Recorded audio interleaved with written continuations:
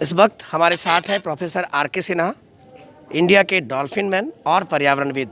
Sir, सबसे पहले तो रांची में आपका स्वागत है। धन्यवाद। सर, इस कार्यक्रम के परिदृश्य में कोरोना को एक बड़ी वजह माना गया है, तो किस तरीके से हमें कोरोना के चलते ही इस कार्यक्रम का तो उद्देश्य ही यही है कि कोरोना के उपरांत हमारा पर्यावरण के लिए चुनौतियां क्या क्या होंगी और आजीविका के लिए चुनौतियां क्या क्या होंगी। तो पर्यावरण के लिए चुनौतियां हैं कि हमें पर्यावरण को बचाना है, उसको हमें स्वच्छ रखना है। खास विशेष रूप से वायु प्रदूषण, जल प्रदूषण को हमें कंट्रोल करना है और कम करना है। फिर प्लास्टिक से हमको बचाना होगा, क्योंकि प्लास्टिक का अंबार लग गया इस कोरोना काल में। पीपीई किट और ये वगैरह वगैरह जो बनने लगा, ऐसे भी यूज़ बहुत हो रहा था। तो हमें प्लास्टिक से कम उसका हम इस्तेमाल करें, और जब कर भी रहे हैं तो उसको हम डिस्पोजल, अगर रिसाइकलिंग होने लायक है तो रिसाइकलिंग करेंगे, डिस्पोजल सही तरीके से करें। अभी जाड़े का दिन है, लोग जलाने लगते हैं, प्लास्टिक को भी जला देता है आम आदमी, उसको पता नहीं है। गरीब आदमी बेचारा रिक्शा पुलर वो थर्मोकॉल भी जला के अपने को गर्म रखना चाहता है, लेकिन उसकी जो गैस निकलता है जलते समय, देखिए नाक से आप बर्दाश्त नहीं होता है कि आप 2 मिनट खड़ा हो सकते हैं वहाँ पर। तो इतना खतरनाक गैस उससे होता है। ये सारे चीज़ें कोरोना को बढ़ाने वाले होंगे, क्योंकि कोरोना भी तो बीमारी जो भी हो रहा है, जहाँ प्रदूषण हो रहा है तो बढ़ रहा है।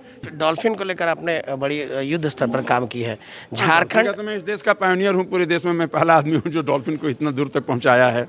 सर, हम अगर झारखंड के परिदृश्य में बात करें तो साहिबगंज में भी डॉल्फिन क्षेत्र है, जहाँ साहिबगंज, राजमहल दोनों एरिया में है। लेकिन सर, वहाँ की स्थिति आपको भी पता है, शिकारियों का ज़्यादा ही है, तो उसे रोकने के लिए क्या करना चाहिए? देखिए, शिकार अलग से लोग जल्दी तो कम करता है डॉल्फिन का।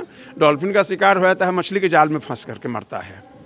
हमें उसके लिए भी एक तो वाइल्ड लाइफ प्रोटेक्शन एक्ट 1972 के तहत उसको मिला हुआ है शेड्यूल 1 का दर्जा। तो जो काम टाइगर के लिए है, जो सज़ा है, वही सज़ा डॉल्फिन के लिए भी है। तो अब लोगों को अवेयर करना पड़ेगा। मछुआरे को हम कोई दोष नहीं दे रहे हैं, गरीब आदमी है, लेकिन थोड़ा जानकारी का अभाव है उन लोगों को। हम अगर उनको मदद करें तो प्लास्टिक से जो बना हुआ, नायलॉन का बना हुआ जो जाल होता है, पतला वाला जाल, मोनोफिलामेंट गिल नेट, वो जाल डॉल्फिन के लिए खतरनाक है, उसमें जल्दी फंस जाता है। क्योंकि डॉल्फिन अंधी है, ये गंगा की डॉल्फिन देख नहीं सकती है, तो जाल दिखाई नहीं पड़ता है उसको।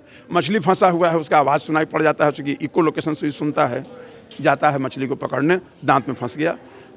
आदमी की जैसा जानवर है, मछली तो है नहीं, पानी के अंदर सांस ले नहीं सकता है वो डॉल्फिन। वो हमेशा सांस लेने के लिए ऊपर उसको आना पड़ता है। वो नहीं आएगा तो 2 मिनट में मर जाएगा। और ये हो रहा है। फिर मरने के बाद उसको लोग कहीं कहीं खाते भी हैं, उसके शरीर से तेल निकालते हैं।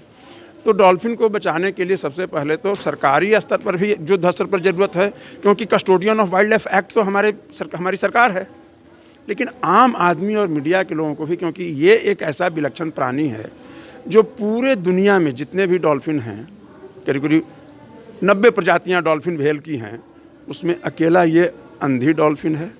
सबसे पुरानी डॉल्फिन है, मोस्ट एंशिएंट टाइम से है ये। जितने हैं बाकी सब बाद वाले हैं।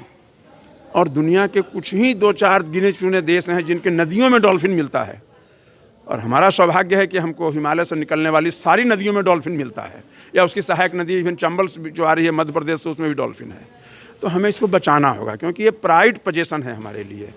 क्योंकि कोई चीज़ किसी के पास नहीं है, हमारे पास है, तो हम बड़ा खुश होते हैं ना कि आपके पास नहीं है, हमारे पास है, हमारे देश के पास में है, तो हमको बचाना होगा। चलिए थैंक यू सर। तो ये थे डॉल्फिन मैन प्रोफेसर आर.के. सिन्हा। चंदन भट्टाचार्य, ईटीवी भारत, रांची।